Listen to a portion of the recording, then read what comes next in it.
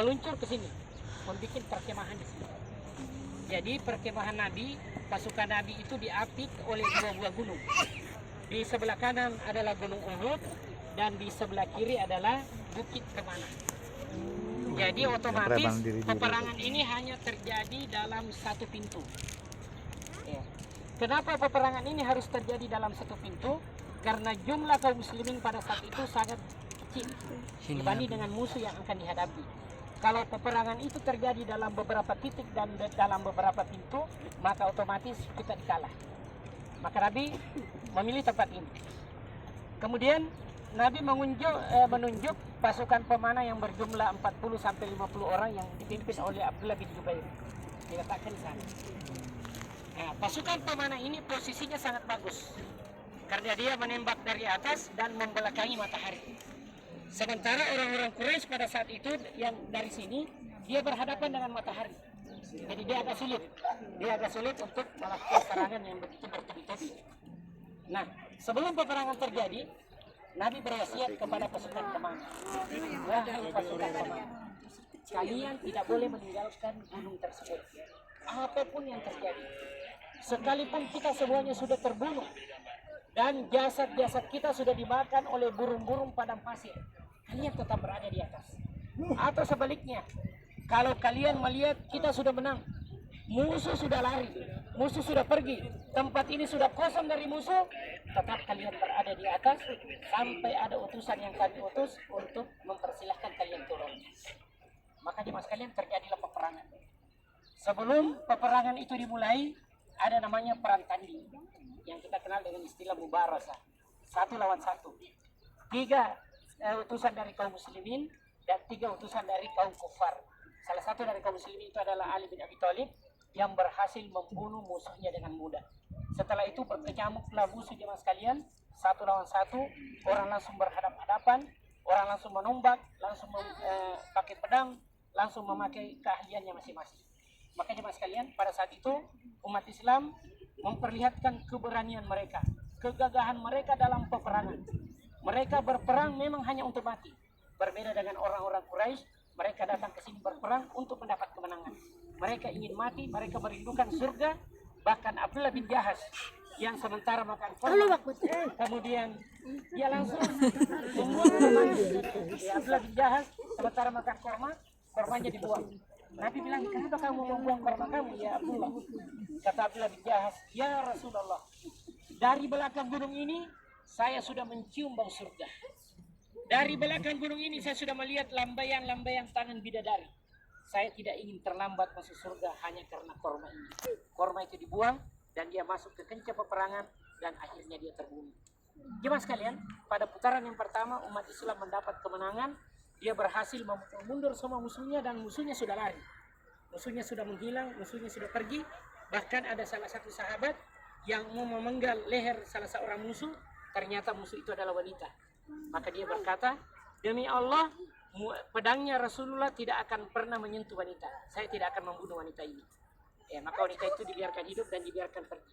Jemaah sekalian, pada saat pasukan musuh sudah lari, maka sahabat yang mulia, prajurit-prajurit yang mulia sudah mulai mengumpulkan harta rampasan perang. Ya. Dengan alasan bahwa peperangan sudah selesai.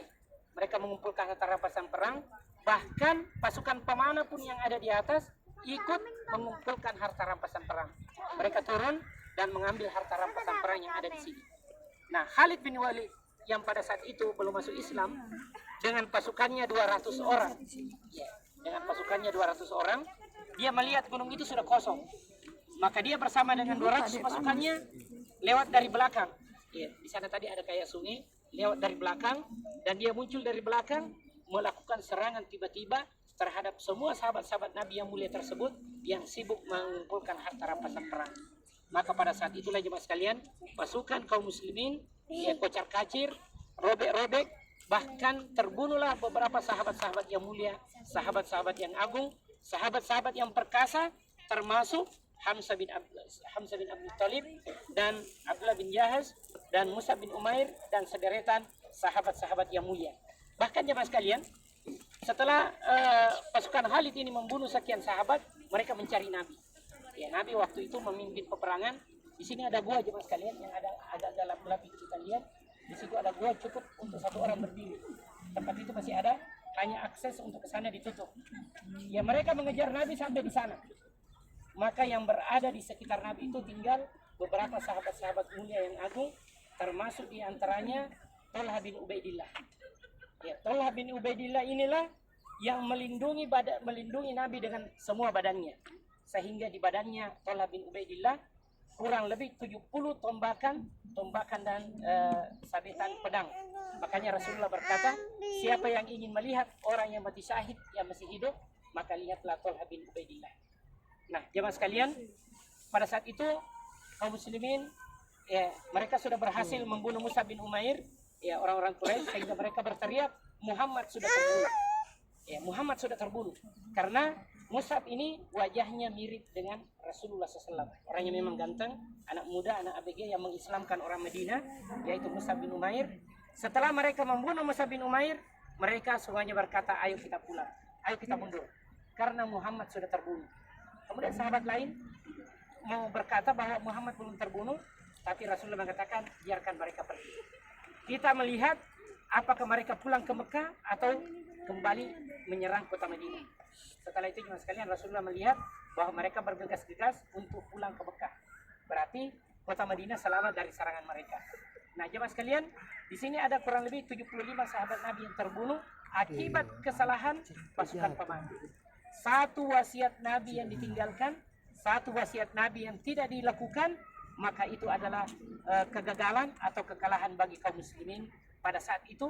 Bagaimana dengan kita pada hari ini? Sudah sangat banyak sunnah-sunnah Nabi yang kita tinggalkan jemaah sekalian.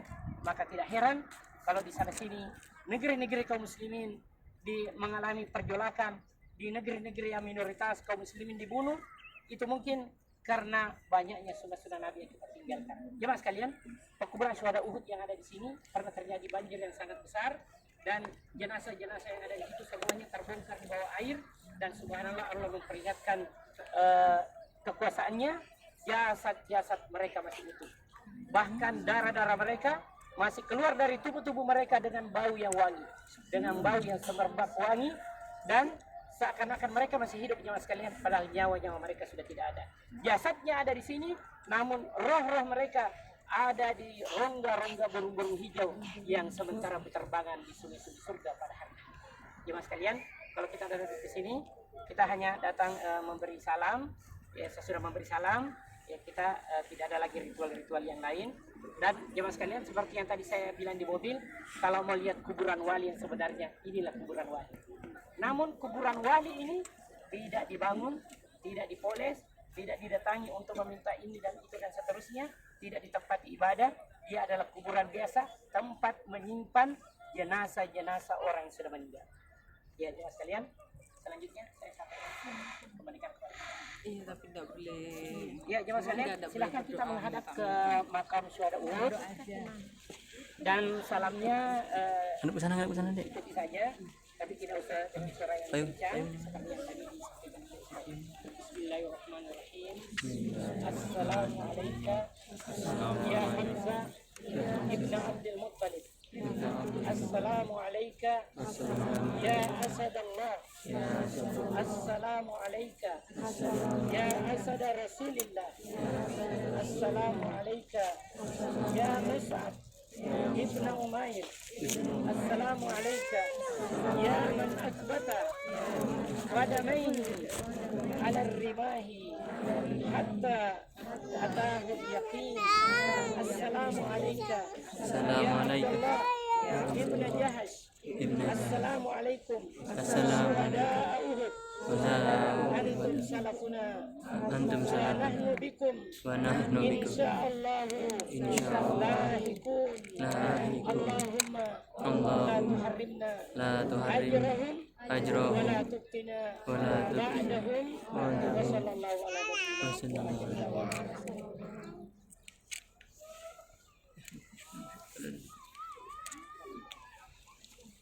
Ya, jemaah sekalian, karena waktu itu sudah dekat, mungkin kita langsung balik ke hotel.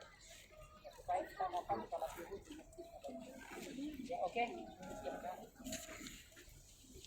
Halo. Ya. Nabil. Lagi di depan kota Nabil Batam. ziarah ya? Ya ziarah Nabil. Hamzah bin Abdul Muthalib. Nabil. Madrasah Hamzah bin Abdul Muthalib.